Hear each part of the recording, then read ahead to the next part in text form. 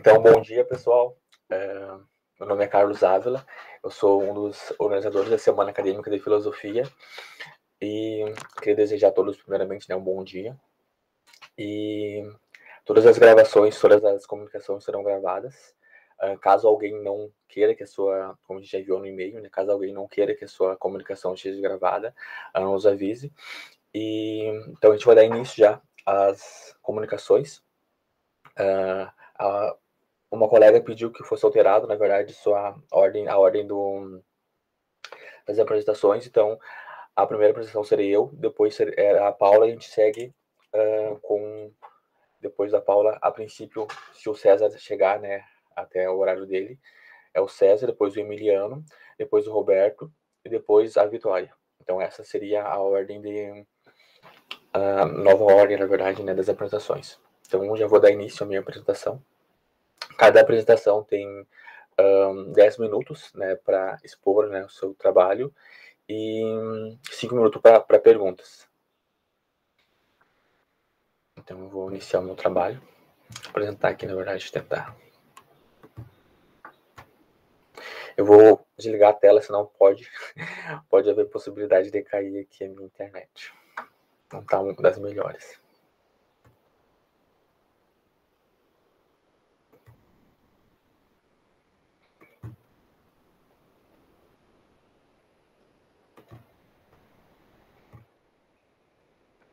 Vocês estão conseguindo ver a minha tela?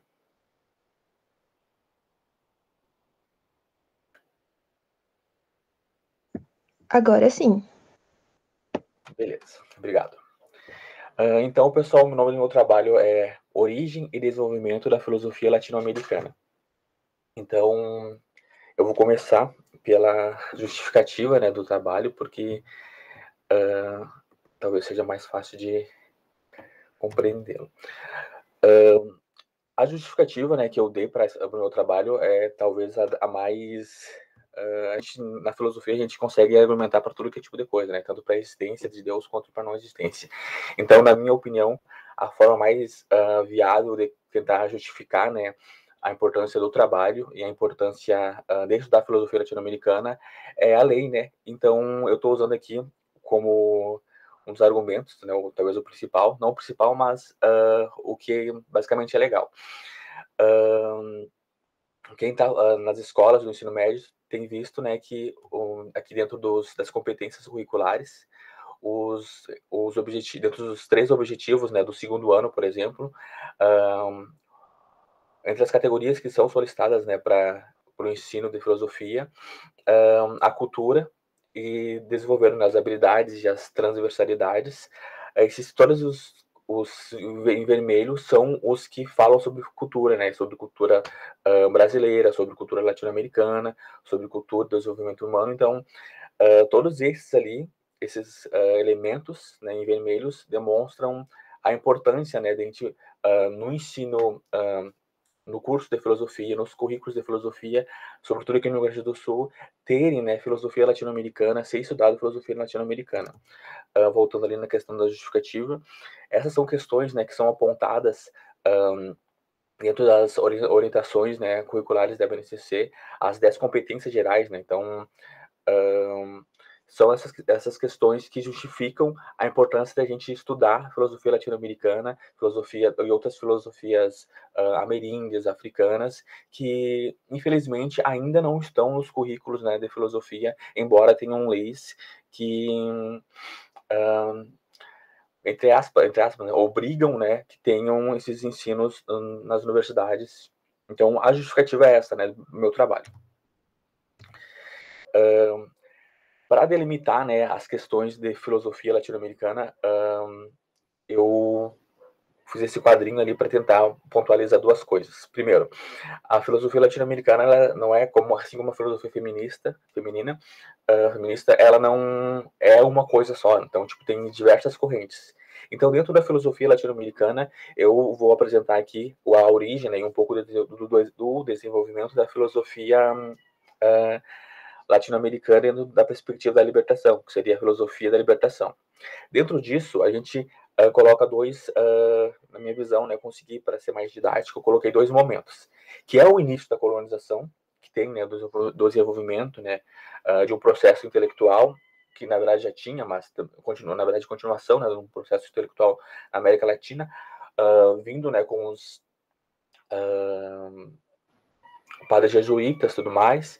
Então, nesse processo, quem estuda filosofia latino-americana e, sobretudo, filosofia da libertação, não consegue ver esse processo como algo genuíno e original da filosofia latino-americana, porque, na verdade, foi ao contrário, né? Foi a imposição de um tipo de cultura.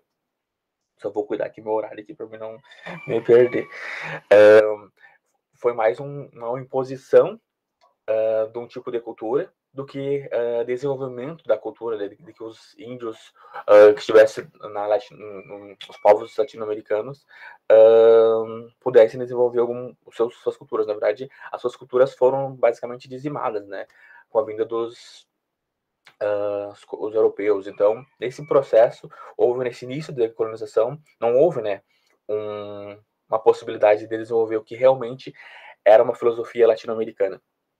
Então, por outro lado, também teve o processo de resistências, né? E teve diversos outros autores que estavam aqui que também buscaram resgatar, né, esse processo. Então, esse primeiro quadro aqui mostra o início da colonização e já o que caracteriza, né, o início, não o início, mas academicamente, digamos assim, a conceitualização de um processo de filosofia latino-americana ou um processo de pensar, né, uma filosofia latino-americana dentro de uma perspectiva da libertação, também lembrando que a filosofia da libertação ela também não se dá exclusivamente dentro da perspectiva latino-americana, se dá dentro do continente africano, no asiático, que também foram colonizados, né? Então, é a filosofia da libertação com uma característica latino-americana, que também em outros locais vão ter característica, por exemplo, da filosofia africana. Então, também existe filosofia da libertação dentro de uma perspectiva africana ou asiática, porque também esses povos foram colonizados.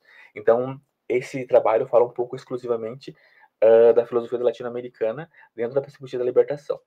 Então, o momento, né, que a história, dentro da história que se coloca, né, essa reflexão é a partir de um debate em que Augusto Salazar Bondim, em 1968, ele se questiona, né, ele se coloca essa questão, escreve um livro que traduzindo para o português seria um questionamento, né? Existe uma filosofia nossa latina? A resposta que ele dá para essa pergunta, ele diz que não existe, né? Porque dentro da perspectiva dele, ele acreditava que não tinha elementos originais dentro do que a gente estava produzindo e que era mais uma imposição, né, dos europeus e que a gente não conseguiu desenvolver algo genuíno. No mesmo, basicamente não tão no mesmo período, mas em resposta, né, a ele, o mexicano Leopoldo Zea responde, né, em um outro livro que sim, que existe uma filosofia latino-americana. E daí o nome do livro em espanhol é La Filosofia Americana como filosofia sin más, que traduzido para o português seria filosofia americana como filosofia. Então, essa resposta, né, do Leopoldo, ele quer tentar contrapor, né, essa ideia do Augusto, de que sim, existe uma filosofia latino-americana e que existem essas características, existem os processos de libertação, os processos de revoltas. Então ele vai tentar argumentar a partir desse livro, né, a partir desse momento. Então esse é digamos que nasce a filosofia latino-americana, né? E daí teve um encontro, o Congresso Interamericano em 1977, né, em Caracas, que é o processo, foi um encontro que, digamos assim, como existe a POF, foi um momento em que eles trouxeram, né, todos os filósofos e intelectuais latino-americanos para pensar, né, essa possibilidade, para examinar a realidade latino-americana, para pensar dentro do pensar filosófico, né, vendo as possibilidades e o limite, né, do desenvolvimento de uma filosofia latino-americana. Então esse é o momento, né, que nasce, né, a reflexão e diversas gerações vão sendo, digamos, incendiadas, né, por essa, para pensar e voltar, né, lá no início da colonização, para refletir, né, os processos intelectuais, os processos de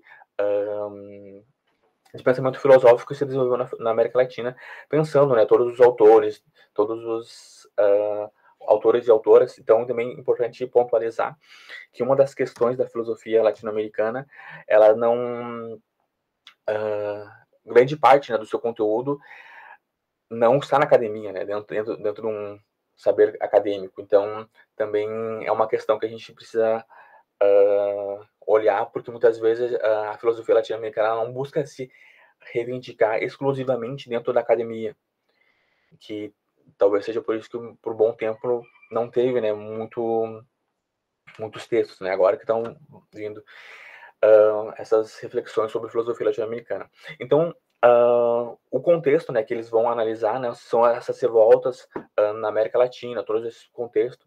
E aí, né, que nesse contexto em que surgem alguns elementos iniciais, né, para se pensar a filosofia latino-americana. Eu vou ter que apurar muito meu trabalho, porque, nossa, tenho muito para falar e tenho pouco tempo.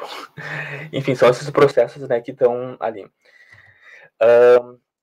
Além do Leopoldo e do outro filósofo ali que estavam discutindo, nesse encontro de filosofia latino-americana, estava também Henrique Dussel, que é, né, digamos, o Platão, o Kant, eles não gostam, né, quando as pessoas que estudam filosofia latino-americana não gostam, né, de se comparar, porque não acham que tem que ser isso, né, que a gente está procurando um outro Platão, um outro Kant. Mas basicamente é isso, né, tipo, ele é um Platão, tipo assim, um Kant da filosofia latino-americana, porque ele é um cara extremamente intelectual, ele tem diversos livros, nossa, tipo assim, ele deve ter uns 30 livros para mais, e ele é que basicamente é conhecido por estruturar, né, ser a coluna que vai, de alguma forma, influenciar diversos outros intelectuais na América Latina. Inclusive, ele esteve no Brasil, ele ainda está vivo, graças a Deus. Ele esteve no Brasil em 2013, 14, na Universidade Federal do ABC, que ele deu um mini curso lá, né, que na verdade é um dos polos onde existem as pesquisas em filosofia latino-americana. E então o Henrique Dussel é um dos principais expoentes. Eu acho que eu tô cuidar meu horário aqui, meu Deus do céu, tá. Aí os temas e influências, né, da filosofia latino-americana, que eu também estou trabalhando essas leituras que eu tenho feito, em especial a partir do Henrique Dussel, né? Então, ele trabalha metafísica, marxismo, hermenêutica, ética e política e epistemologia. Ele também teve contato com, né, a filosofia de Emmanuel Levinas, ele também esteve em contato pessoalmente com Paulo Freire, com Orlando Franz, então vários outros intelectuais, Franz Fanon, então tipo vários outros intelectuais latino-americanos, né, que ele esteve em contato para poder também entender, né, esses movimentos que estavam acontecendo na América Latina, em outros continentes também, de revolta. Então, um conceito importante, né, acho que eu vou tentar parar por aqui para não expandir muito tempo, eu não roubo muito tempo de vocês. O conceito de libertação. É muito importante a gente ver a filosofia por si só, né, como um processo de libertação. A filosofia em si, né, ela nos gera um tipo de libertação. E a história da humanidade toda está cercada, né, tem diversos relatos de processos de exploração e domínio em que o povo buscou a libertação. O contexto da libertação latino-americana se dá dentro a partir da modernidade, que é onde existe esse processo de globalização, né, dos europeus, em que eles vêm com seu imperialismo e que querem, digamos, explorar e querem, de alguma forma, subjugar os povos latinos. Então, dentro dessa perspectiva, né, que o europeu vem e quer dominar, as demais, digamos, processos de domínio talvez não tivessem essa característica de querer dominar o mundo todo, entende? Então, a partir das grandes navegações, houve, né, esse processo de imperialismo em que os europeus vieram, enfim, para diversos continentes e colocar a sua cultura, a sua filosofia, a sua linguagem, a sua religião.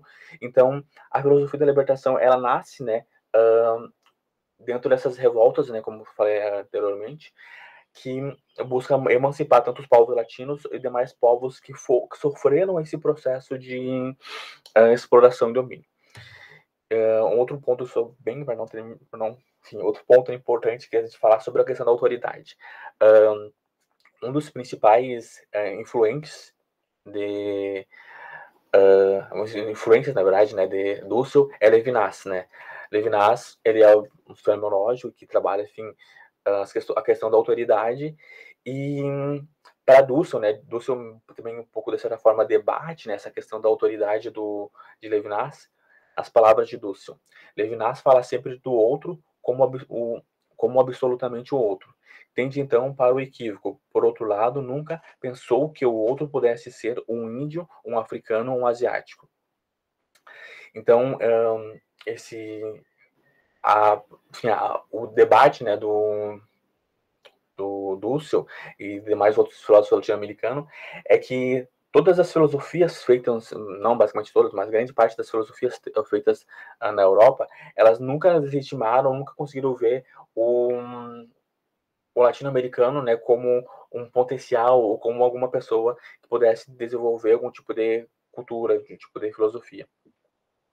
Claro que sempre dentro de uma perspectiva assim, né, não de querer destruir, né, acho que é bem importante a gente pontualizar isso, né, que a ideia não é destruir a filosofia europeia, obviamente não, mas dar, né, voz e buscar reivindicar uma filosofia com características, né, da América Latina e dos demais povos que sofreram esse processo de colonização e que, de certa forma, foram impedidos de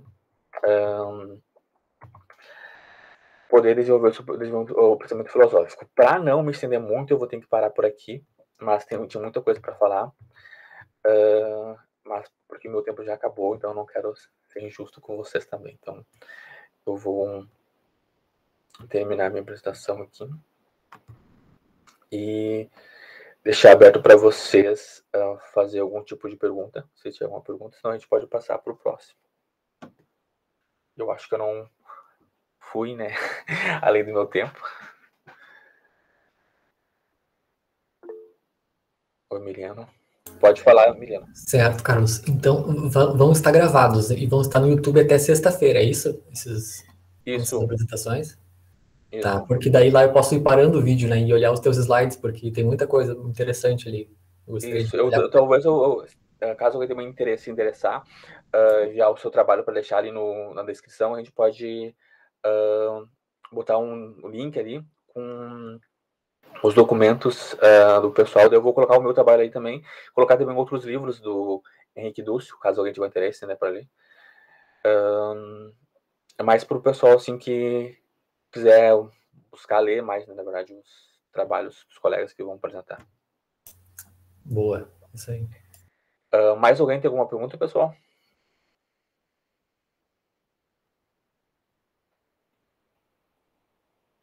Bom, eu acho que não tem, né? Então eu vou passar para a Paula.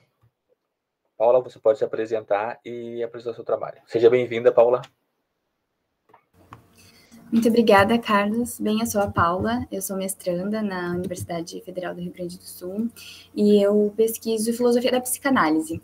Mas hoje, o tema do meu trabalho é Martha Nussbaum e Jason Stanley, como a educação pelas humanidades pode ser uma fonte de resistência à instauração de regimes autoritários.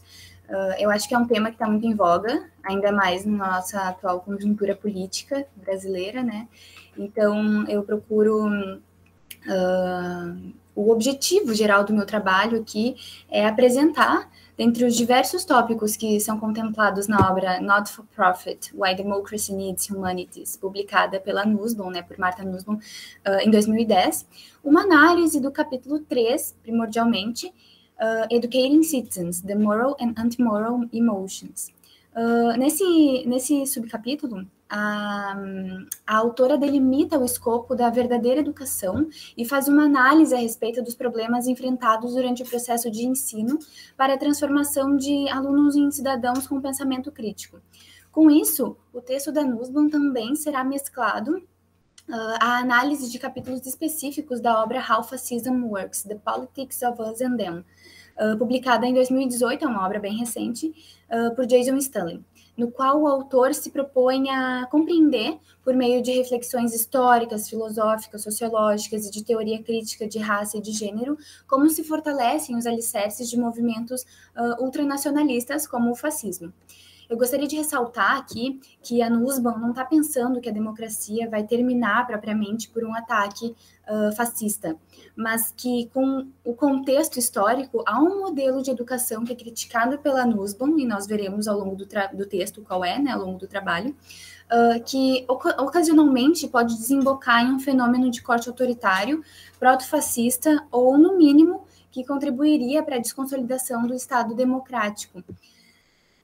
No entanto, ela não está necessariamente pensando que o fim da democracia vai culminar no fascismo, né? Neste texto. Bom, então, a partir disso, será demonstrado o modo particular como a Nussbaum enxerga a educação pelas humanidades para a construção de uma cidadania como fonte de resistência à instauração de políticas autoritárias, né? Como as apresentadas por Stanley, que minam os pilares da democracia e da liberdade.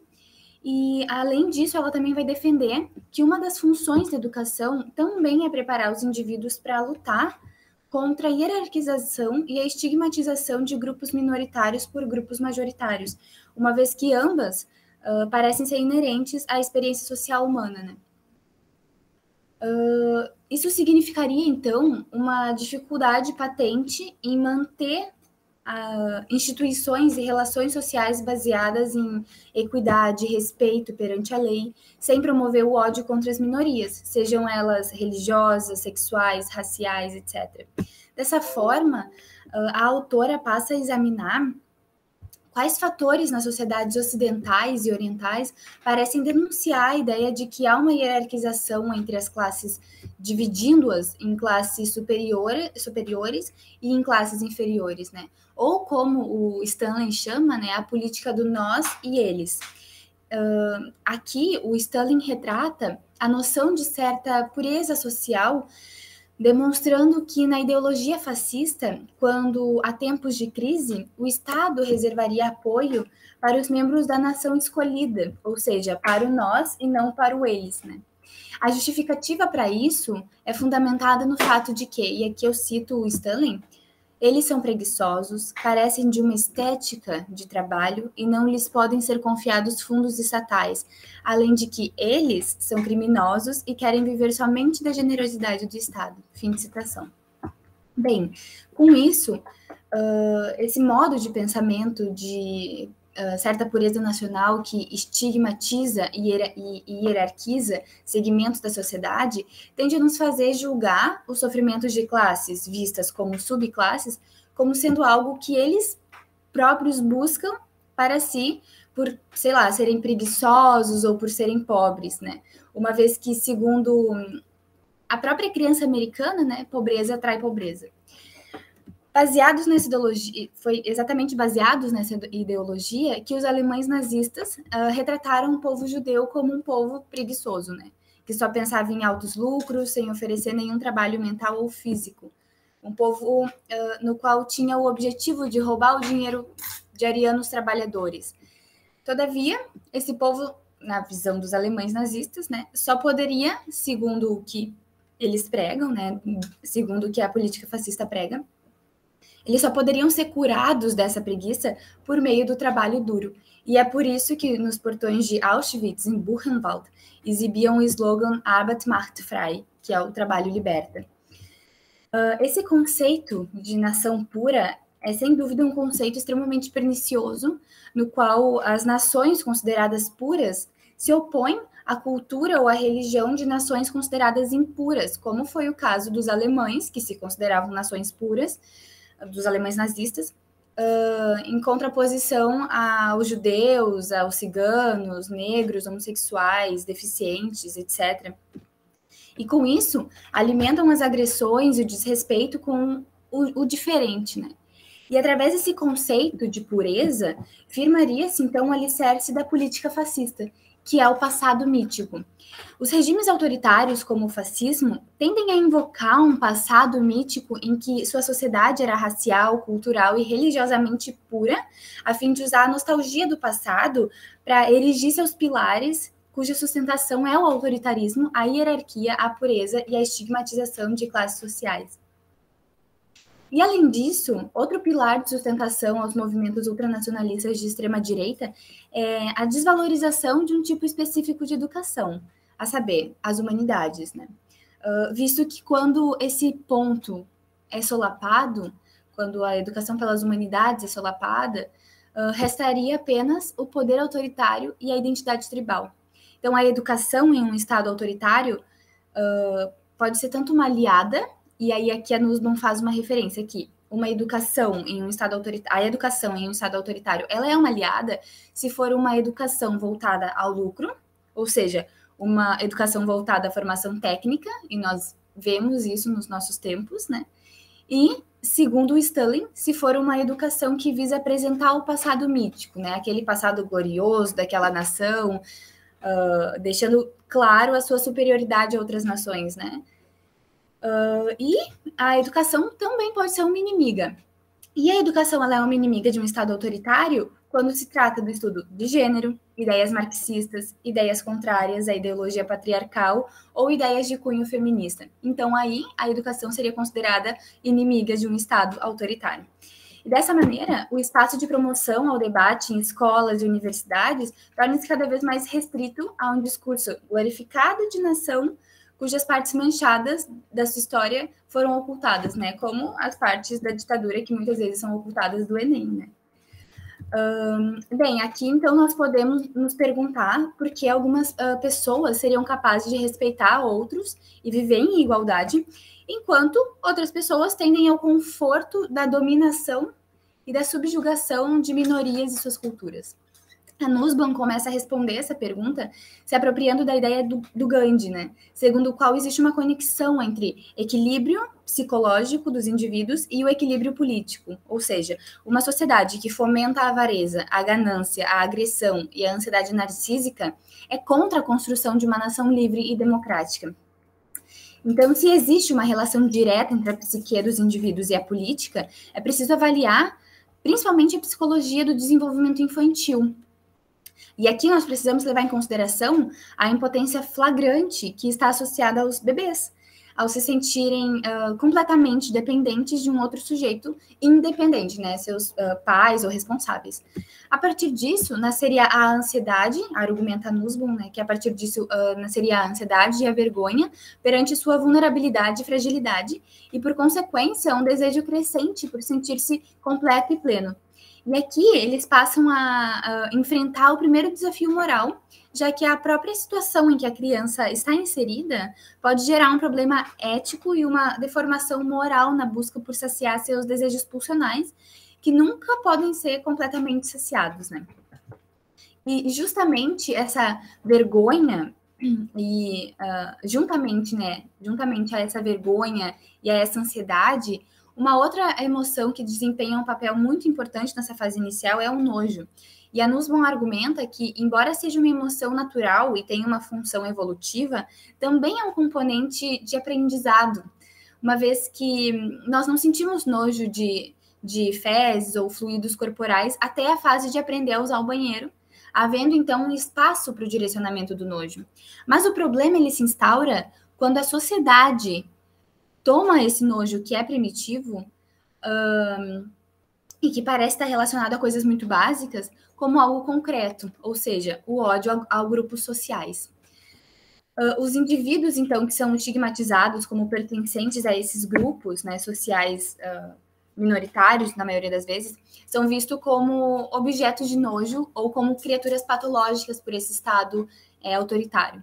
Então, esses sujeitos, os sujeitos que acabam projetando o nojo em outros, estão procurando realizar aquele desejo primordial de plenitude, né? Afastando-se da ansiedade gerada por sua condição impotente e hierarquizando a sociedade entre aqueles que são puros e aqueles que são impuros, ou seja, eles constroem um nós, usando a analogia do Stalin, né? Imaculado, sem defeito e puro, e um eles, manchado, digno de nojo, impuro. E outro ponto relevante da teoria da Nussbaum é que a questão de que, conforme o amor e o respeito crescem pelos seres independentes, ou seja, os pais, né? Os pais dessas crianças, junto desse sentimento nasce um sentimento de empatia, de se colocar no lugar de determinadas pessoas, das pessoas em determinadas circunstâncias. E além desses sentimentos tão nobres, surge também a compaixão, que permitiria às crianças que sentimentos de culpa as acompanhasse quando, por exemplo, machucam alguém cuja preocupação lhes é verdadeira. Bom, embora seja inato aos seres humanos sentir mais empatia e compaixão por quem conhecem e amam, e assim, adotar o ponto de vista dessa pessoa, pode-se também, por meio da manutenção desses sentimentos e juntamente com o sistema escolar, a sociedade e a família, ajudar as crianças a controlarem suas necessidades de dominação sobre o próximo. Porque dessa maneira, as crianças entenderão que as necessidades de cada ser humano também importam e que todo sujeito tem os mesmos direitos que elas têm, não havendo, então, motivos para, quando elas crescerem, sobrepujarem seus desejos sobre os outros ou mesmo subjugar determinadas pessoas assim. Mas, ainda assim, a autora argumenta que nem sempre a compaixão é a chave para que se possa educar pelas humanidades para uma cidadania, uma vez que há a possibilidade de, sequer, as pessoas sentirem compaixão por outras pessoas que não conhecem ou que julgam inferiores a elas. E além disso, segundo a Nussbaum, não seria de se espantar que pessoas, por exemplo, aparentemente boas e compassivas, sendo brancas, não sentissem nenhuma culpa ao maltratar, machucar, humilhar ou desrespeitar pessoas negras, atitudes que julgariam ultrajantes se feitas a outras pessoas igualmente brancas, né? E nós vemos relatos disso na época da escravidão, né, de pessoas que, nossa, eram boas, mas eram brancas e eram compassivas, mas que na época da escravidão não eram compassivas com as pessoas negras, né? Os escravos, os índios também. Então, o Nussbaum também percebe que a submissão é um alto nível de respeito à autoridade. É comum a uma dinâmica de grupo, né? Já que o ego se protege da insegurança ao seguir um líder aparentemente invulnerável. E aqui instaura-se um dos pilares do regime autoritário, a figura de um líder que fala em nome da nação. Então, para finalizar, a Nussbaum, ela fala que a educação pelas humanidades para a cidadania dificulta a promoção de sentimentos como o ódio, o nojo e o desprezo, que são necessários ao enfraquecimento de uma democracia ou à instauração de possíveis regimes autoritários. Por isso que os regimes autoritários, eles, quando chegam ao poder, eles sempre atacam as humanidades, né? Porque tira o nosso pensamento crítico e nos uniformiza as nossas ações, né? E esse modelo de educação pelas humanidades é uma condição necessária para a manutenção de uma democracia forte, bem como uma fonte de resistência a líderes semidemocráticos ou até mesmo líderes fascistas. Obrigada.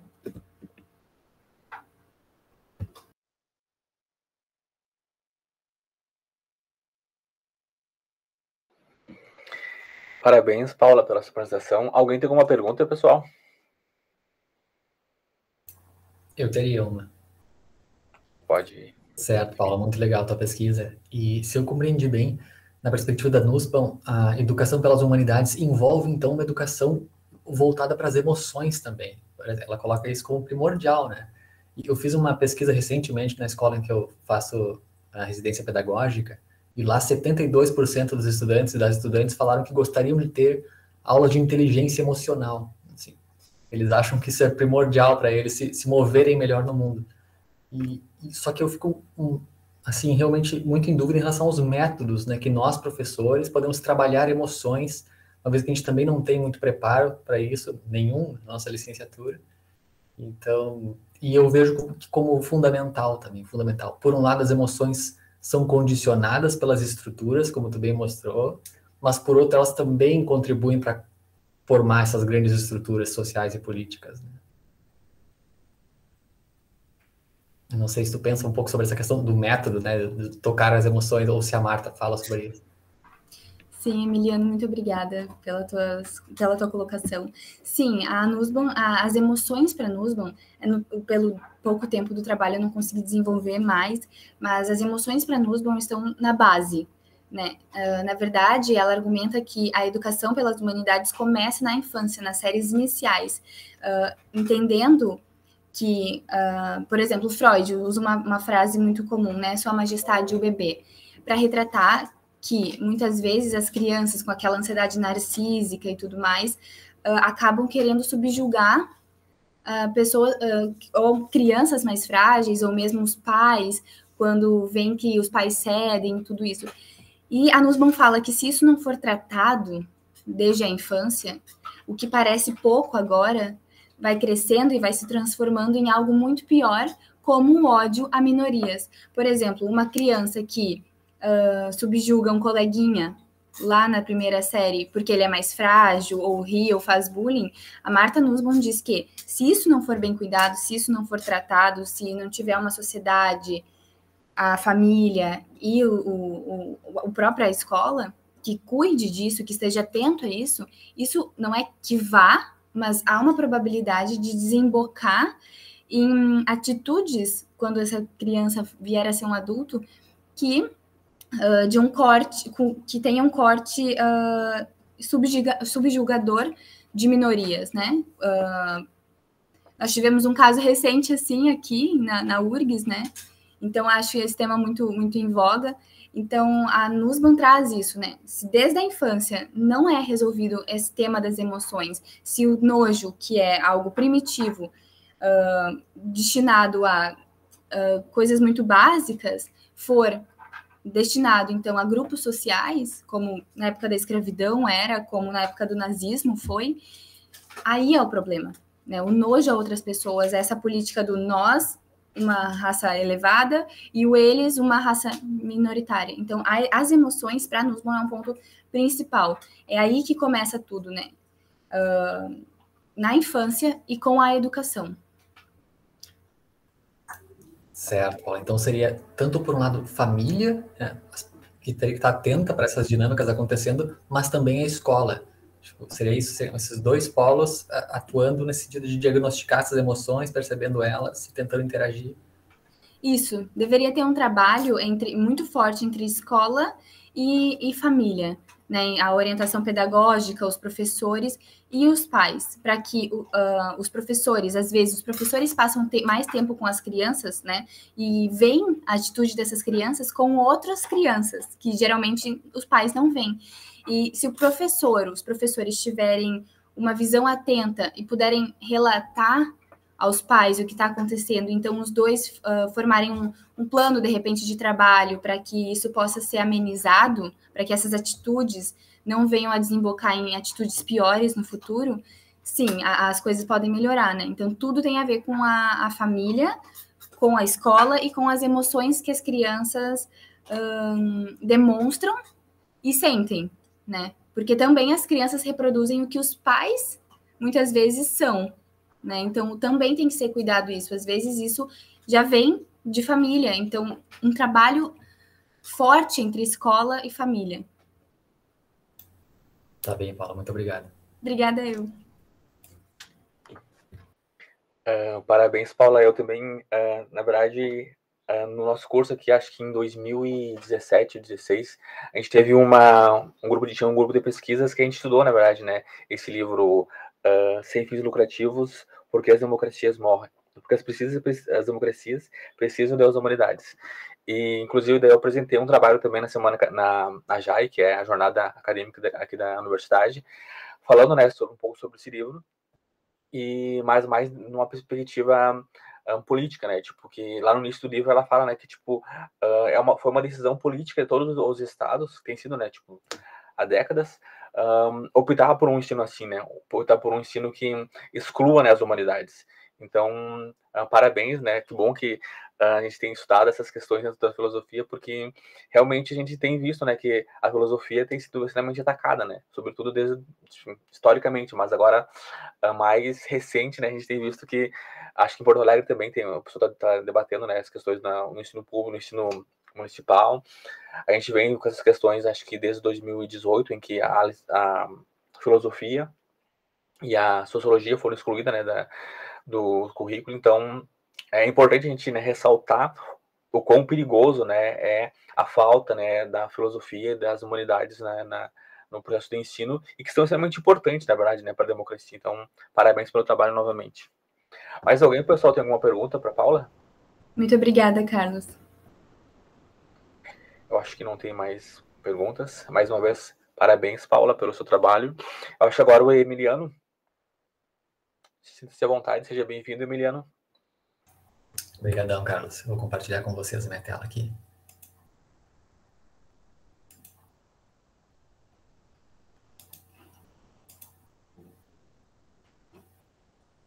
Esse é um trabalho, então, pessoal, que eu desenvolvi, uma série de oficinas, na verdade. Eu desenvolvi em conjunto com a colega Luísa Moscato, no programa de residência pedagógica na Escola Margarida Lopes. A gente pensou, bom, como abordar problemas contemporâneos, para então, a partir deles, chegar nos conceitos filosóficos.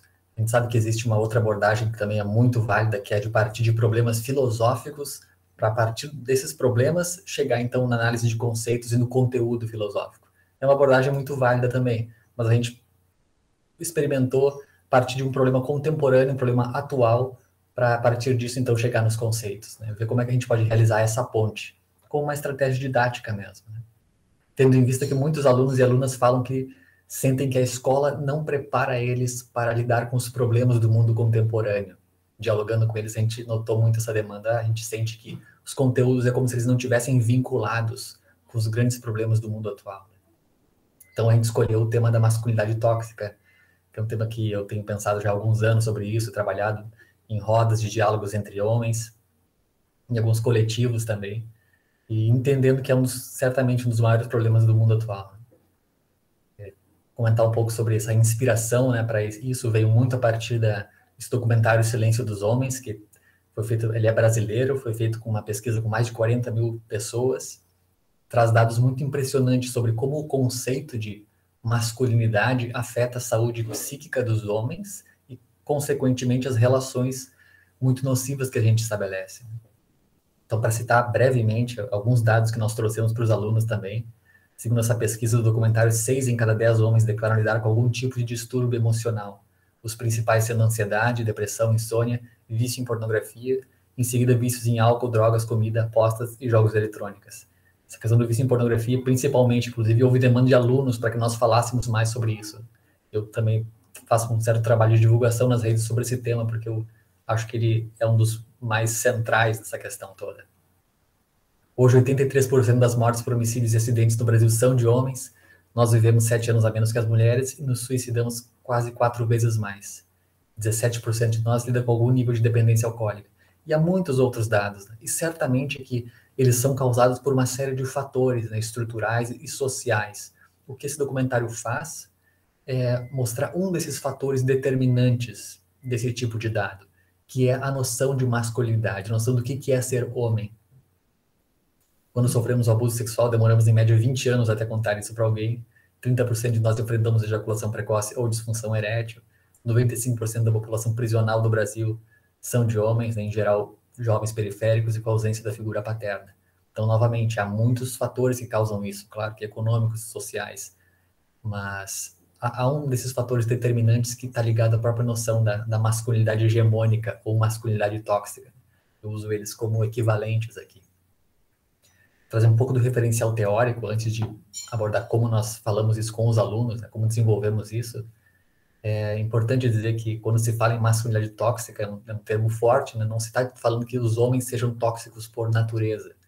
Aqui, a Raven Connell, né, fala que claramente a masculinidade tóxica se refere a um ideal de virilidade que predomina tanto em relação a outras formas possíveis de expressão da masculinidade, que subjuga elas hierarquicamente, ou seja, há uma forma correta de ser homem, existe uma caixa de ser homem, se eu sair dela, eu vou sofrer represálias por isso, quanto em relação às mulheres, as quais exigem subordinação, por considerar inferior toda e qualquer característica culturalmente atribuída à feminilidade. Eu colocaria bem em parênteses isso, assim, característica culturalmente atribuída à feminilidade entre aspas, porque eu e a Luísa, trabalhando esse tema, nós entendemos feminilidade e masculinidade enquanto construções culturais.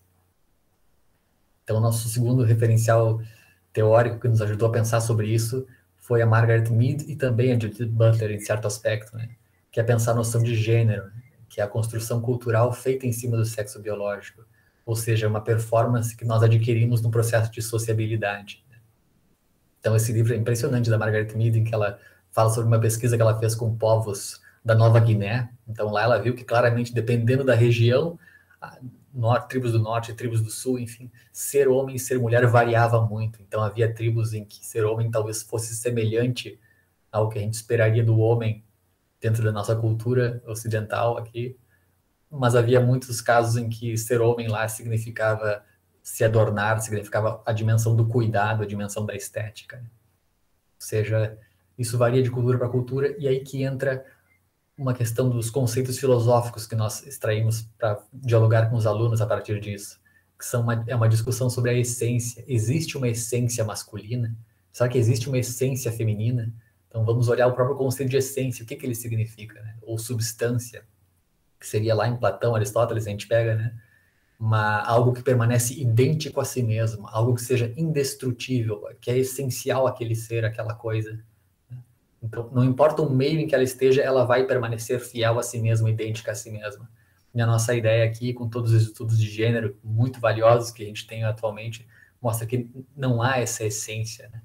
O masculino e o feminino, eles são dados num processo de socialização culturalmente. Então, abre aí também outros termos certamente filosóficos que a gente poderia abordar, que é determinismo, né? Existe um determinismo biológico, o determinismo social, até que ponto os dois dialogam, a diferença entre cultura e natureza.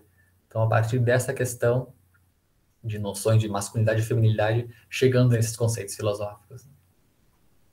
Um outro muito importante para compreender um pouco essa dinâmica da masculinidade e feminilidade está ligado à noção de dualista, já muito presente na cultura grega antiga também, né?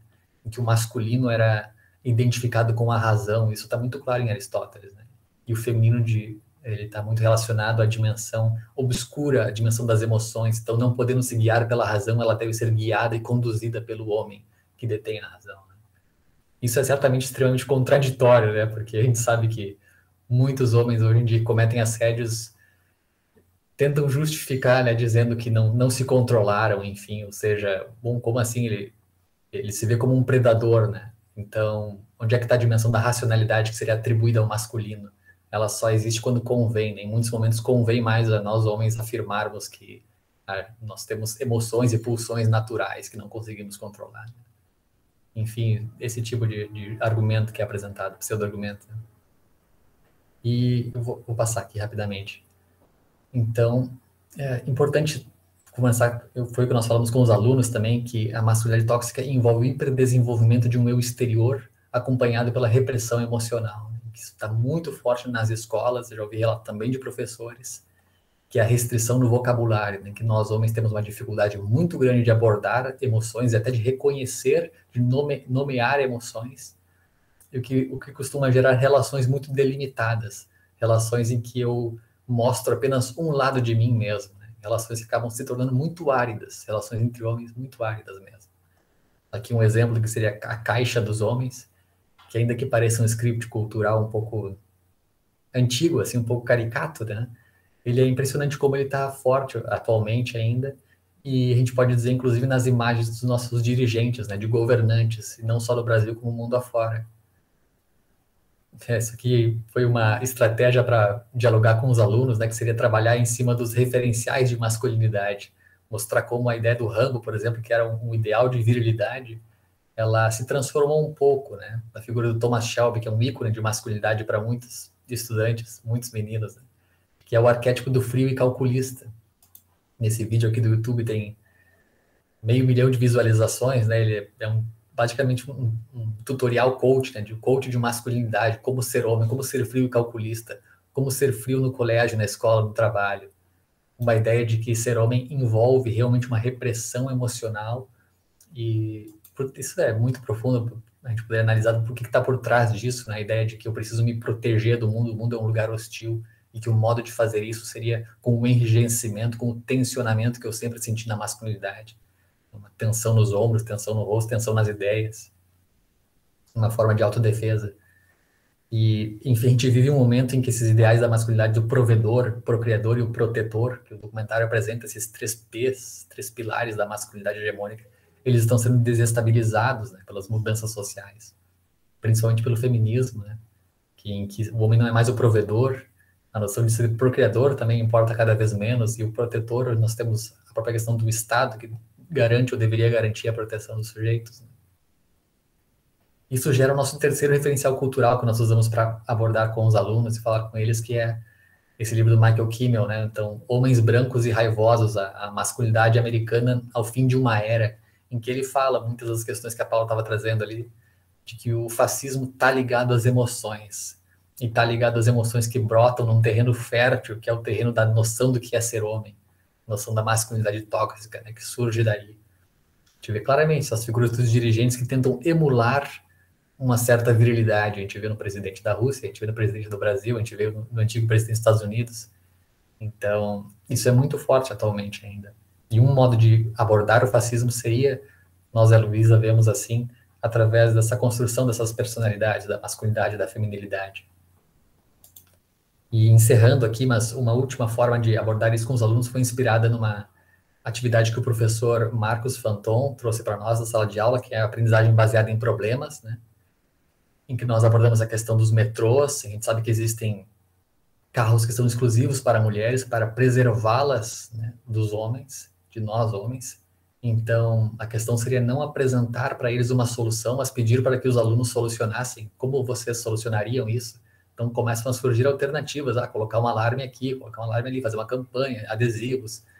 Certo? Isso é tudo muito necessário, mas a intenção com essa atividade é que alunos e alunas possam perceber os fatores estruturais por trás disso.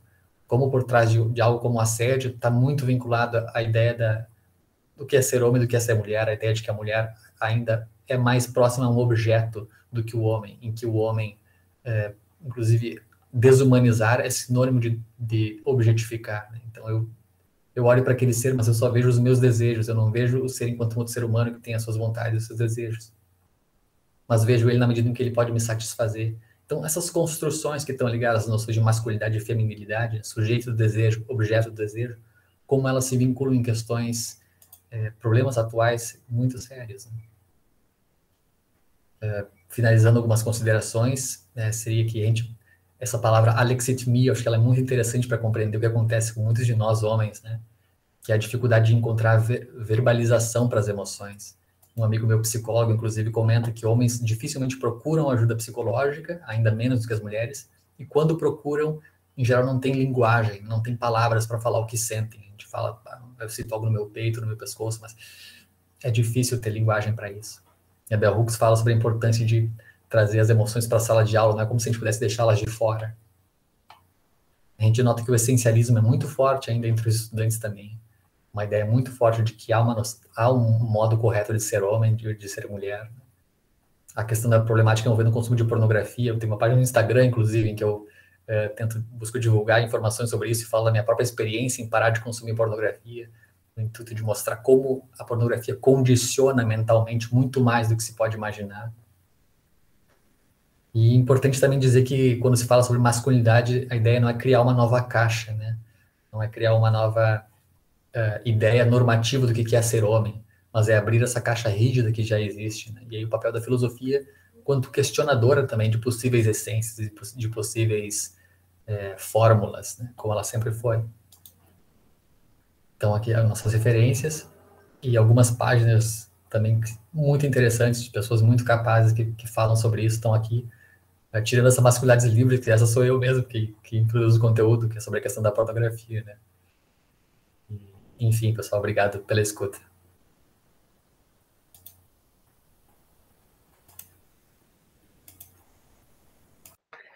Parabéns, Emiliano, pelo trabalho, pela apresentação, pela pesquisa. Se alguém tiver alguma pergunta, pessoal, alguma colocação, pode falar, Vitória. Bom dia, gente, tudo bem? Eu queria fazer uma pergunta para o Emiliano, porque ele falou no começo da apresentação dele que foi uma demanda dos alunos essa questão das emoções, né? Que eles acham que os conteúdos são desconexos com as coisas que acontecem no mundo contemporâneo, no cotidiano deles. E eu queria saber, assim, se tu pudesse falar um pouquinho sobre como que foi a recepção deles quanto a isso que tu e a Luísa propuseram para eles, assim, se eles foram receptivos, se eles ficaram interessados em querer ter mais coisas desse tipo, sabe? Só queria que tu pudesse falar um pouquinho sobre a recepção deles, sobre o teu trabalho. Parabéns, viu? Muito interessante. Certo, Vitória, muito obrigado. Realmente, eu diria que a recepção foi variada, assim, variada mesmo. A gente trabalhou com 3 turmas do ensino médio, né, primeiros, segundos e terceiros anos, e sim, em algumas turmas a gente recebia muitos, assim, comentários deles, principalmente das mulheres, né, dizendo que a importância, elas percebem muito mais a importância disso do que os homens, né, mas muitos também meninos comentavam, nossa, é verdade, então talvez seja por isso que eu não consigo trocar algumas palavras com meu pai, eu falo com ele só durante 1 minuto no telefone, né, e acabou o assunto. Então, por que isso? Então, começando a perceber, né, aspectos da sua própria vida, se sentirem implicados nisso. Mas essa foi uma forma também de falar de masculinidade tóxica, de trazer os meninos para esse assunto, porque já colegas minhas me falaram que quando falam de feminismo em sala de aula, muitas vezes os meninos ficam de canto, né, ficam como que num silêncio, assim. E às vezes até uma iniciativa de, a gente sabe que é um tema importante, mas é o espaço das mulheres, elas devem falar e tal. E eles ficam como se não dissesse respeito a eles, né? E a nossa ideia com isso foi que eles se sentissem implicados aí também. E eu acho que nisso a gente foi bem sucedido. Mas há um estranhamento, com certeza, assim. A gente vive um momento em que há muito forte uma reificação dessa figura masculina identificada com a força, né? Então tem movimentos como a machonaria, como a nova ordem masculina, e coaches de masculinidade que eu sei que principalmente o público é os guris, sabe? É a juventude, assim. Então, eu sei que trazer noções como essas é muito disruptivo desse tipo de... Então, eu via que muitos guris ficavam relutantes, assim, sabe? Realmente, sem comentários. O que vocês acharam? Aí um escreveu, sem comentários. Então, enfim, é um tema disruptivo, né? E eu gostaria de fazer isso presencialmente, que eu vou poder captar melhor também, né? Como é que foi a recepção deles. Mas obrigadão, Vitória.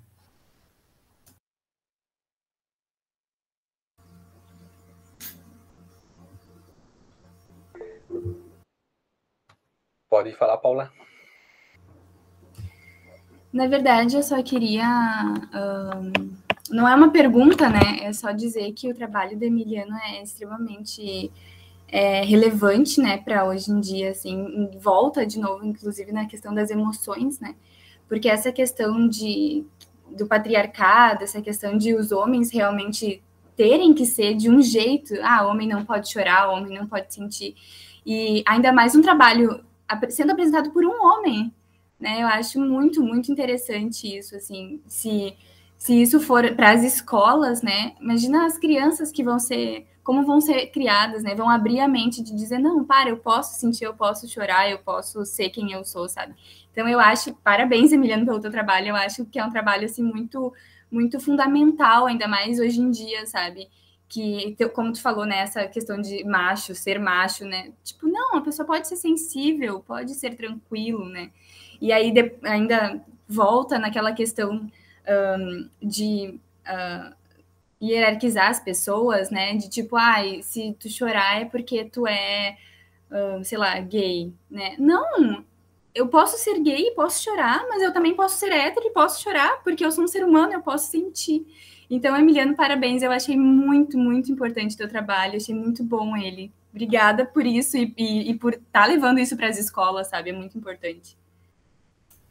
Obrigadão pela força, Paula. Inclusive, tem um coletivo, né, de masculinidades em Santa Maria, assim, e como precisa de um psicólogo também, que é muito válida para conversar sobre todas essas questões, e a gente está desenvolvendo uma cartilha, né, para tentar condensar nela alguns desses temas específicos para que possa ser distribuída nas escolas, assim, porque eu também acho que é um dos temas centrais, assim, e ele passa pelo que tu trouxeste também, das emoções, né, talvez elas estejam no centro disso tudo, a nossa relação com elas, e como elas impactam todo o resto, né? Valeu pela força. Também queria fazer um comentário, novamente, né, parabenizar o Emiliano pelo trabalho.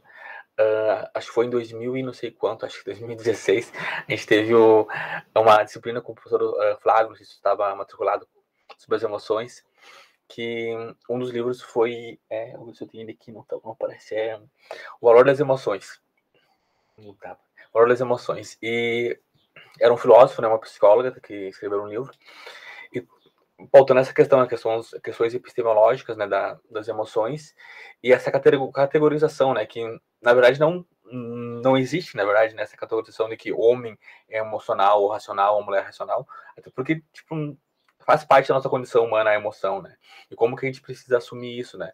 Eu também eu fiz um trabalho sobre isso, sobre esse tema, que é a hegemonia das emoções em relação à razão, né, tipo, a hegemonia da razão, historicamente, em relação às emoções, né, então, realmente a gente precisa, né, falar sobre essas questões, porque é muito, eu acho muito, na verdade, eu não sei porque em grande parte, né, a gente categoriza, né, essas questões sobre razão do homem e eu acho muito, sabe, tipo assim, porque não existe, né, logicamente, né, essa categorização. Mais uma vez, parabéns pelo trabalho e quero participar, né, tipo, se tiver uma oficina, acho que também já fez uma oficina na RP, né, se tiver outra oficina, acho que é importante a gente também conseguir discutindo mais sobre esses temas.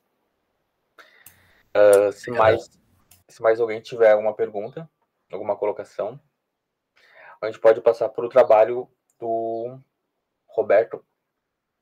Roberto, você está aí? Estou aqui. Seja bem-vindo, se apresente e pode apresentar o trabalho. Bom, eu agradeço a presença de todos.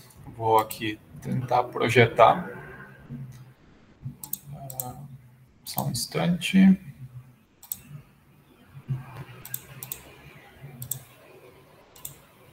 Ok, vocês conseguem ver meu texto?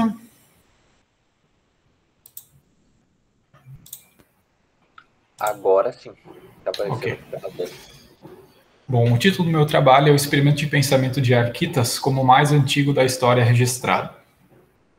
Os experimentos de pensamento não são novos para o mundo moderno ou contemporâneo.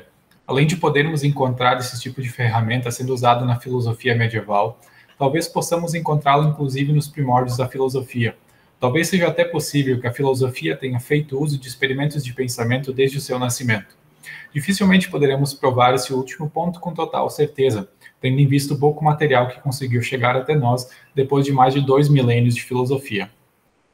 Alguns trabalhos de Caterina e Herodiácono lançam luz sobre experimentos de pensamento dentro da filosofia antiga.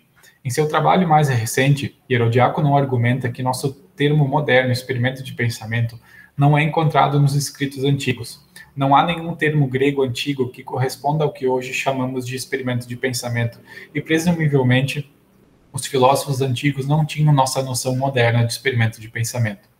Embora não haja tal termo na antiguidade que corresponda ao atual, Herodiácono argumenta que existem textos antigos que se referem a casos típicos de experimentos de pensamento como paradigmata, ou seja, como exemplos.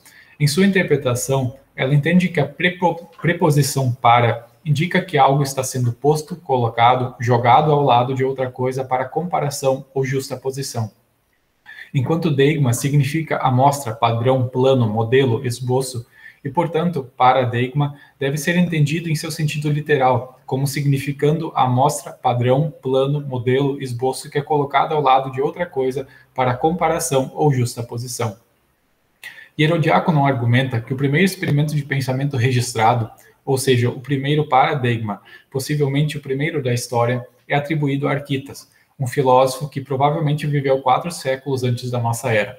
Seu experimento de pensamento funciona segundo um modelo de redução ao absurdo, ou seja, aceitamos como hipótese exatamente o oposto do que queremos provar com o experimento. Como essa hipótese nos leva a uma conclusão absurda, acabamos provando que o oposto é verdadeiro. O experimento desenvolvido por ele nos pede que imaginemos alguém nos confins do universo tentando esticar sua mão através do seu limite. Arquitas nos oferece 2 possibilidades. Ou a mão da pessoa cruza ou não cruza a borda do universo. Se a pessoa consegue cruzar a mão, então ela pode ir mais longe e repetir o processo. E se tiver sucesso, ela pode ir ainda mais longe e fazê-lo novamente, infinitamente. Por outro lado, argumenta Arquitas, seria um absurdo não conseguir atravessar sua mão. Portanto, se assumirmos a hipótese de que o universo é finito, chegamos a um absurdo e concluímos que o universo deve ser infinito. Hierodiácono não fornece um argumento totalmente claro para classificar o caso de Arquitas como um experimento de pensamento. É suficiente classificar um caso como sendo um experimento de pensamento quando ele equivale a um paradigma? Será que todos os experimentos de pensamento são algum tipo de amostra, padrão, plano, modelo, esboço que é colocado ao lado de outra coisa para comparação ou justaposição? Parece ser uma declaração muito fraca. Os experimentos de pensamento podem lidar com comparações de mais de dois elementos ou simplesmente não comparar nada, onde se pretende apenas concluir algo. Não parece necessário que em todos os casos de experimentos de pensamento exista algum tipo de comparação ou justaposição. Ademais, além de Hierodiácono, Nicholas Heschel produziu importantes trabalhos focados no estudo de experimentos de pensamento por meio de uma abordagem histórica. Heschel foi um dos primeiros a desenvolver um trabalho que abordou a história dos experimentos de pensamento até o início da filosofia grega. O autor defende que o uso da experimentação de pensamento na filosofia é tão antigo quanto o próprio assunto. O surgimento da filosofia e o uso de experimentos de pensamento estão intimamente ligados. Foram os filósofos da natureza gregos dos tempos pré-socráticos que inventaram a experimentação em pensamento como um procedimento cognitivo e a praticaram com grande dedicação e versatilidade. Heschel usa a seguinte definição de experimento de pensamento para analisar os casos desenvolvidos pelos filósofos pré-socráticos. Um experimento de pensamento é uma tentativa de obter instruções de um processo de raciocínio hipotético que prossegue elicitando as consequências de uma hipótese que, por tudo que se sabe realmente em contrário, pode muito bem ser falsa. Consiste em um raciocínio a partir de uma suposição que não é aceita como verdadeira, talvez até seja conhecida como falsa, mas é presumida provisoriamente no interesse de fazer uma observação ou de alcançar uma conclusão. A definição de Heschel é bastante problemática. Ela pode ser muito útil para falar sobre alguma classe específica de experimentos de pensamento, mas certamente não será justo se a tomarmos como uma definição ampla em um sentido normativo. Não é o caso de que todos os experimentos de pensamento sejam uma tentativa de obter instruções. Qual é o tipo de instrução que os casos apresentados buscam alcançar? Os veremos a seguir. O autor afirma ainda que um experimento de pensamento consiste em raciocinar a partir de uma suposição que não é aceita como verdadeira, talvez até mesmo conhecida como falsa. Isso claramente não pode ser o caso. Se fosse, não seríamos capazes de produzir nenhum caso em que seguíssemos suposições amplamente aceitas e verdadeiras. O primeiro pré-socrático examinado por Heschel é Tales de Mileto. Tales é considerado um dos prováveis primeiros filósofos da história, tendo afirmado que a Terra flutua na água, como um pedaço de madeira ou algo do tipo, e que o princípio de todas as coisas é a água. Para Heschel, Tales segue o método número 1, conjecturas explicativas, no qual se busca demonstrar que P é o caso quando ainda não foi estabelecido que P ou que não P. Assim, por meio da experimentação em pensamento, assume-se que P é o caso, o que não é completamente implausível, e com essa suposição é explicado onde Q é patentemente uma verdade que não poderíamos facilmente explicar de outra forma. Portanto, conclui-se que P. Seguindo esse método, Heschel converte as duas passagens mencionadas acima em experimentos de pensamento, para ser provado que a Terra flutua na água como um tronco. Supomos que a Terra flutua na água como um tronco. Essa suposição explica por que a Terra permanece em seu lugar na natureza, e o faz tão bem quanto qualquer alternativa disponível para explicá-lo. Portanto, temos razão em dizer que a Terra flutua na água como um tronco. Agora, considere o caso da psique, o princípio da vida, considerado como aquele que permite que os seres vivos sejam vivos e que todos os seres vivos, portanto, devem ter em comum. Para ser provado que a psique é feita de água, suponha que a psique seja feita de água. Tal suposição explica por que todas as sementes têm umidade e precisam de água para seu crescimento. Estamos, portanto, justificados em afirmar que a psique é feita de água. Aqui podemos ver claramente um conflito de reivindicações entre Hierodiácono e Heschel. Ela afirma que o primeiro experimento de pensamento registrado foi elaborado por Arquitas. Por outro lado, ele afirma que os dois casos de Tales de Mileto são experimentos de pensamento. Várias interpretações são possíveis. Se aceitarmos que os dois casos são exemplos legítimos de experimento de pensamento, então Tales ganha um dia porque viveu cronologicamente antes de Arquitas. Por outro lado, o caso de Arquitas parece estar mais próximo dos exemplos mais famosos de experimentos de pensamento, enquanto os casos de Tales parecem ser apenas suposições arbitrárias, onde se pode argumentar pela falta do elemento experimental, que pode, por sua vez, ser encontrado em certa medida no caso de Arquitas. Para Andrew Irvine, os exemplos fornecidos por Heschel não são experimentos de pensamento legítimos. O autor reconhece a importância histórica que os pré-socráticos têm em relação aos experimentos de pensamento. No entanto, eles representam apenas um primeiro passo para uma futura melhoria dessa ferramenta. Com isso, Irvine não quer, de forma alguma, diminuir a importância do trabalho que eles realizaram, visto que eles introduziram a curiosidade pelo mundo natural junto com a importância da observação e do método crítico. Por mais que os pré-socráticos se valessem de raciocínios hipotéticos, reduções ao absurdo e conjecturas explicativas, não se segue que o uso dessas formas de raciocínio deva, por si só, ser considerado suficiente para provar a existência de experimentos de pensamento. O uso desses dispositivos de raciocínio representaria apenas um primeiro, mas necessário passo em direção ao que mais tarde seria rotulado contemporaneamente como um experimento de pensamento. Muito obrigado pela atenção de todos.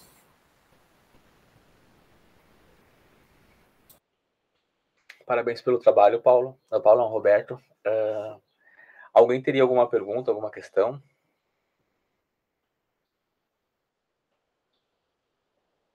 Caso tu queira complementar, fazer mais um comentário, Roberto, ou a gente pode passar para a próxima.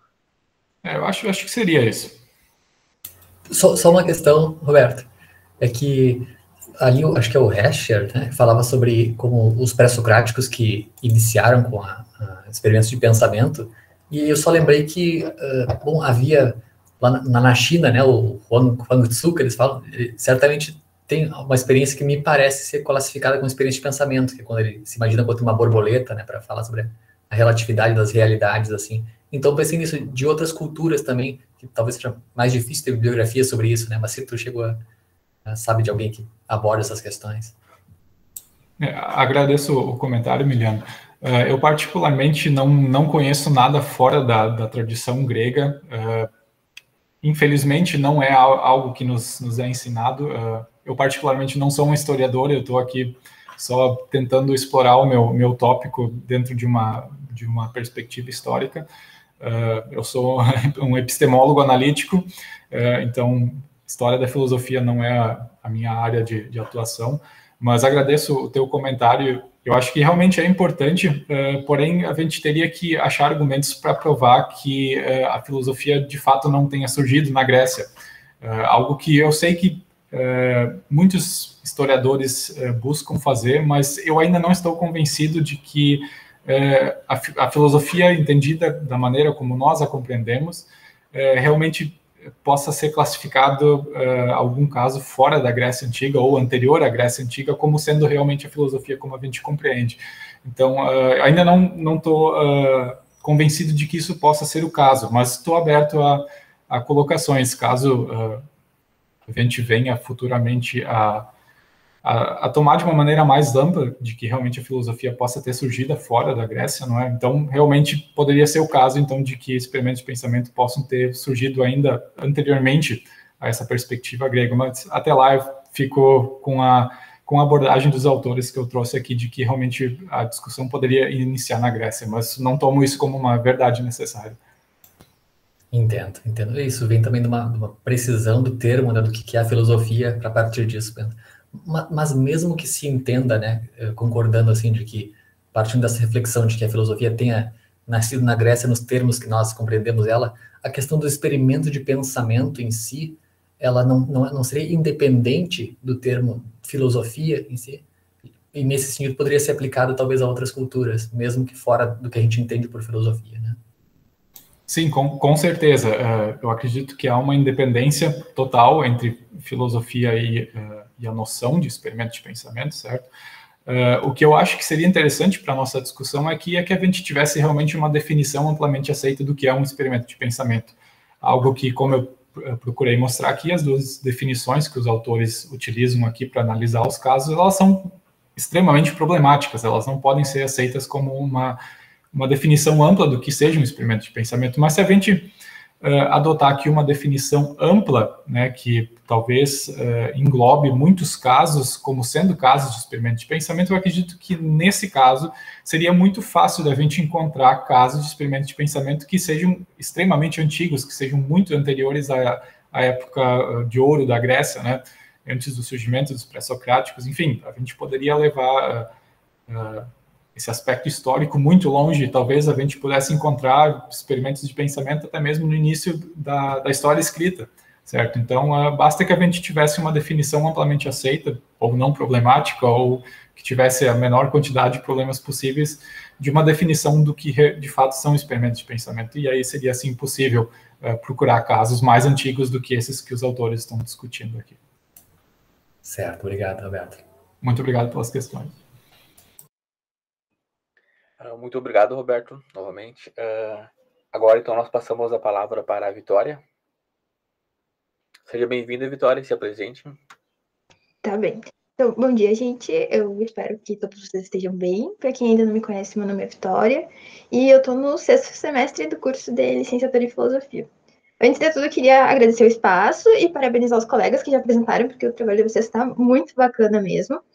E assim como outros trabalhos que eu já apresentei ou que eu tenho estudado bastante, hoje eu gostaria de falar sobre a presença das mulheres na história da filosofia. Meu trabalho vai ter um viés mais histórico do que propriamente conceitual. Então, para não perder a riqueza dos detalhes, eu também vou ler um texto, só para mim não me perder caso eu fosse fazer um slide e esquecesse de falar tudo que eu gostaria.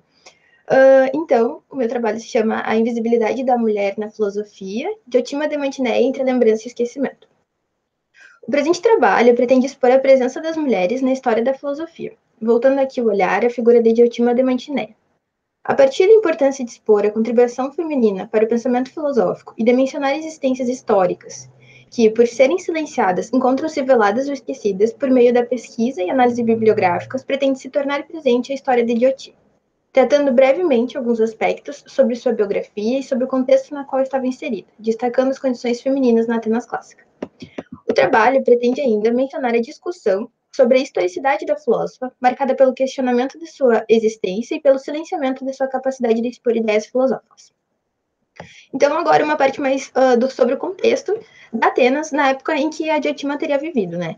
Na Atenas clássica, do século 5 e 4 antes da Era Comum, havia uma divisão entre os domínios público e privado, e entre as tarefas desempenhadas pelos membros de cada domínio. Conforme Bercot, havia uma ideologia falocêntrica que procurava manter uma rígida separação entre os gêneros. O espaço público era reservado aos homens, cidadãos atenienses, onde podiam andar livremente pela ágora e participar ativamente dos assuntos referentes à polis.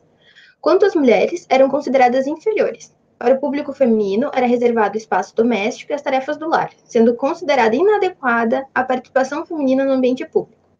Assim, as mulheres eram afastadas do convívio social e de toda e qualquer atividade ligada ao intelecto, permanecendo encerradas no gineceu. Gineceu é a parte do ambiente doméstico que as mulheres ficavam e elas se dedicavam às tarefas de tecer, das tarefas domésticas de uma maneira geral. Apesar deste ser o cenário característico da antiguidade, no que diz respeito às funções exercidas pelas mulheres, pode-se encontrar um relato sobre uma mulher chamada Diotima de Mantineia, uma sacerdotisa, estrangeira e filósofa que conseguiu atuar de maneira excepcional no contexto da Atenas clássica. Não trataremos aqui das questões espinhosas que surgem da tentativa de extrair dos diálogos platônicos o pensamento da filosofia do próprio Platão. Haja vista que quem fala nos diálogos são sempre os personagens e nunca o próprio autor em primeira pessoa. Para o nosso propósito, basta-nos o que encontramos à primeira vista no texto platônico sob consideração, ou seja, Diotima de Mantineia como instrutora de Sócrates no banquete de Platão, obra que é a única fonte do século IV a informar sobre a vida de Diotima, século IV a.C. também. Diotima era uma sacerdotisa estrangeira da polis de Mantineia, que teria sido chamada a Atenas com o objetivo de dar conselhos sobre como afastar uma peste que se aproximava. Através destes conselhos, que incluíam a recomendação de práticas de higiene e a oferenda de sacrifícios, Diotima teria conseguido afastar a peste de Atenas por 10 anos. A sacerdotisa de Mantineia ainda era possuidora de um amplo saber sobre o amor e teria ensinado a Sócrates uma doutrina sobre Eros. Enquanto sacerdotisa, Diotima era responsável por cuidar das coisas sagradas. Entre essas coisas podem se enumerar objetos utilizados em rituais, ritos sagrados e também festivais religiosos. Segundo Bercot, o sacerdócio se tratava geralmente de cargos atribuídos a membros de famílias aristocratas. Não estava entre as funções dos sacerdotes e sacerdotisas desempenhar o papel de intermediários entre os homens e as divindades. Assim, os indivíduos poderiam fazer seus pedidos e agradecimentos diretamente aos deuses. Isso acontecia porque a religião grega não tinha uma crença única, universal ou um livro que guiasse as práticas religiosas.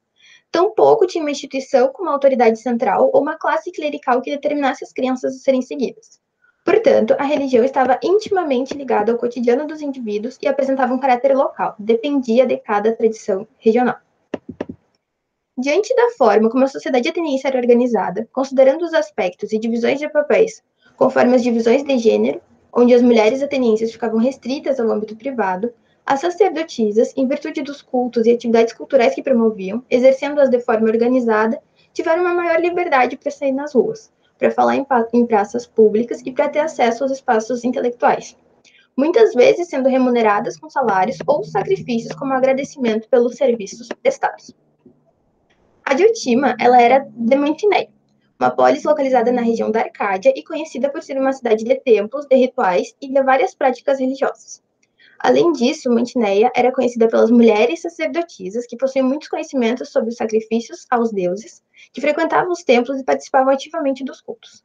Conforme Fougeres, Mantineia significa a cidade das adivinhas.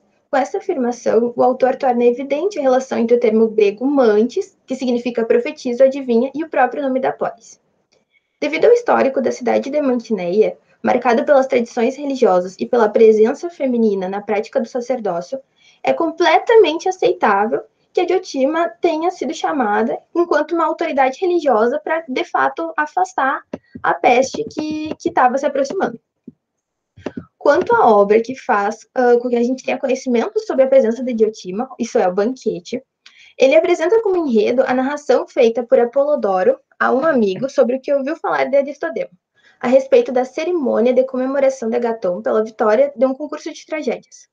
Comemoração que teria acontecido em torno de 416 a.C. e contou com a participação de Aristodemo, Fedro, Pausanias, Erisímaco, o comediante Aristófanes, de Sócrates e, ao final da cerimônia, de Alcebiades. Nesse simpósio, Pausanias sugere que o encontro seja realizado de uma maneira distinta. Longe dos excessos de bebidas, que eram comuns nos simpósios, ele propõe que os convidados ficassem conversando ou que cada um proferisse um discurso. A sugestão é aceita e Erisímaco sugere que os discursos sejam um elogio a Eros, um louvor ao deus do amor. Após os discursos dos outros cônvivas, Sócrates toma a palavra e afirma que vai apenas contar o que teria aprendido sobre o amor com Diotima em um encontro ocorrido cerca de 25 anos atrás, dando indícios de que a chegada de Diotima a Atenas teria acontecido em torno de 441 a 440 a.C. Cabe destacar que, ao final do seu discurso, o Sócrates repete o fato de que estaria apenas reproduzindo as lições que aprendera com Diotima e ainda que teria dado confiança a tudo que a estrangeira teria ensinado a respeito do amor. A possibilidade de que Diotima, uma mulher, tenha ensinado filosofia a um homem, especificamente a Sócrates, é severamente contestada, devido à forma como a sociedade ateniense era organizada e como essa fazia a manutenção da separação entre os gêneros e as atividades que cada um poderia desempenhar. Em virtude disso, muitos estudiosos que se dedicam ao assunto, a partir do que fora postulado pelo filósofo italiano Marsilio Ficino, no século XV, o primeiro a negar a existência de Diotima, acreditam que seja impossível que uma mulher tenha ensinado um homem no contexto da Atenas clássica, e mais ainda, que uma mulher tenha sido filósofa, colocando mesmo em questão a existência de Diotima, o que faz com que busquem uma série de alternativas para explicar e interpretar a presença da estrangeira no diálogo de Platão. Entre as principais justificativas para explicar a presença de Diotima no texto platônico estão as de que é fora do comum para Platão colocar uma mulher em papel tão central como o que Diotima é colocada, não obstante o papel de Aspásia no Menexeno. Platão está apenas feminilizando a filosofia. B. Não poderia ser seriamente considerado que Sócrates tenha aprendido alguma coisa de uma mulher. Sócrates está sendo sarcástico. A posição de Diotima pertence ao Sócrates histórico. C. O banquete deve ser visto como um exemplo dos talentos literários de Platão, como um novelista. A posição de Diotima é uma posição platônica disfarçada. Ela pertence ao Platão histórico ou ao personagem platônico Sócrates. E D. Nenhuma outra menção de Diotima é encontrada em qualquer outra fonte antiga, exceto a referência no próprio banquete. E esses argumentos eles são reunidos pela Mary Ellen Waite E aí eu trouxe aqui. Assim como essas, existem muitas outras formulações e argumentos para justificar uma não existência de idiotima. Como, por exemplo, a de que a filósofa não passaria de uma criação de Platão, por conta do seu nome ser considerado um jogo de palavras elaborado pelo discípulo de Sócrates, onde Dios seria Zeus e Tima seria a honra, então honra de Zeus, a cidade das adivinhas, ou a de que Diotima não teria existido por não haver registro de obras atribuídas a ela, o que consiste num argumento frágil, porque Sócrates também teria existido e não teria deixado nenhuma obra. Como não temos espaço aqui para desconstruir cada uma das alegações mencionadas acima, resta-nos analisar o que leva ao questionamento da historicidade de Diotima.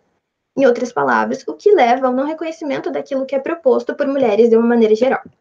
E aqui eu já me encaminho para o final da minha fala. Por ser considerada uma sacerdotisa, não é possível acusar a estrangeira de ser uma prostituta. Portanto, para depreciar os ensinamentos da filósofa e também a sua imagem, com a justificativa de que uma mulher não teria condições intelectuais de ser uma filósofa, a existência de Diotima é posta em dúvida. No que diz respeito às condições intelectuais, Vânia dos Santos Silva explica que, desde a antiguidade, as noções de corpo e de experiência estão intimamente ligadas às mulheres.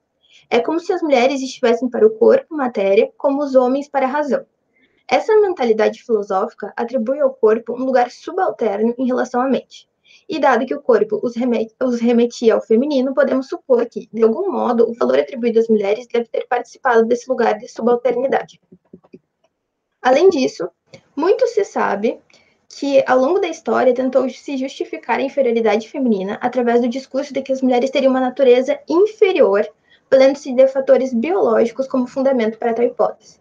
Sendo assim, as mulheres ocupando um lugar de subalternidade e ficando restritas ao ambiente doméstico e às tarefas de serem mães e esposas, sofrem com distanciamento do ambiente intelectual, não podendo participar da esfera pública e tampouco serem adjetivadas como capazes de pensamento racional.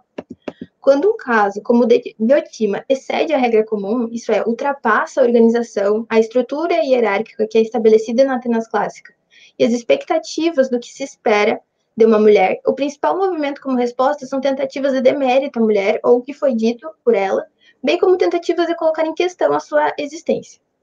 Por fim, embora se saiba que o silenciamento não acontece somente com mulheres, visto que ele pode acontecer com autores que não atingiram grande reconhecimento ou não estão no tradicional cânone, ele pesa mais sobre as mulheres devido à desigualdade de gêneros que se estabelece no decorrer da história da filosofia ocidental. Para que tentativas como as mencionadas acima não mais aconteçam, é de fundamental importância o estudo de pensadoras para dedicar a elas um lugar de honra na história, evidenciando a sua importância e suas contribuições que foram, são e serão determinantes para a história da filosofia. Muito obrigada à atenção. Parabéns, Vitória, pela sua pesquisa e pelo seu trabalho, pela sua apresentação. Se alguém tiver alguma pergunta, alguma questão, algum comentário.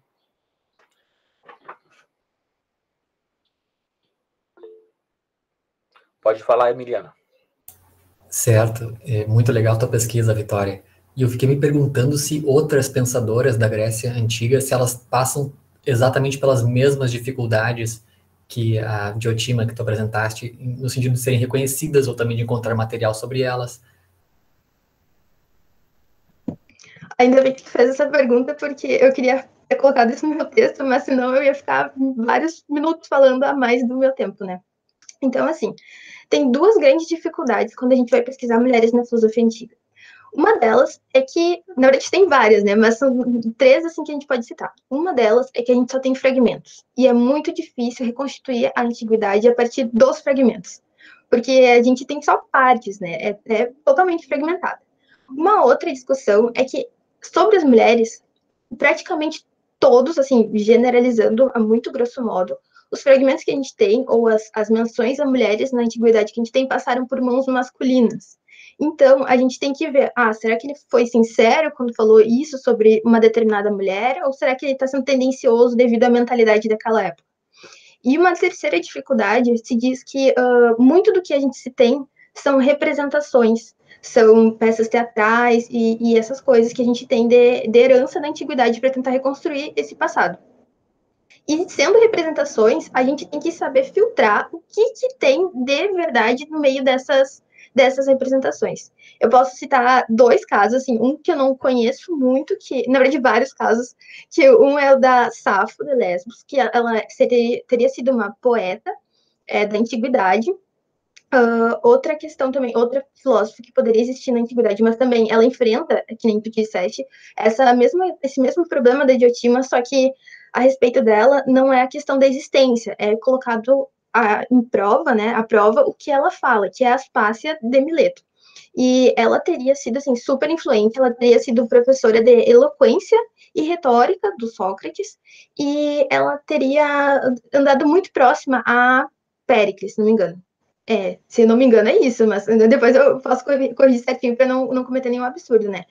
E por andar com ele, ela teria sido acusada de ser prostituta, de ter criado uma escola, assim, para as mulheres, seria tipo uma escola de prostitutas, sabe? E ela teria sido super renomada, ela só não é colocada em dúvida a existência dela porque ela aparece em outros relatos, em outras obras filosóficas. Mas, quanto a isso, colocam em dúvida o que ela falou, a potencialidade dela de ser qualificada para ensinar retórica, para ensinar oratória, para ensinar essas coisas ao filósofo Sócrates. E aí também tem a Teano de Crótona, que teria sido uma pitagórica, tem a Perictione, que seria a mãe de Platão, tem vários nomes. Muito obrigada pela tua pergunta, que eu esqueci de agradecer no começo. Imagina, Vitória. Obrigadão pelo esclarecimento. Mais alguma questão, pessoal?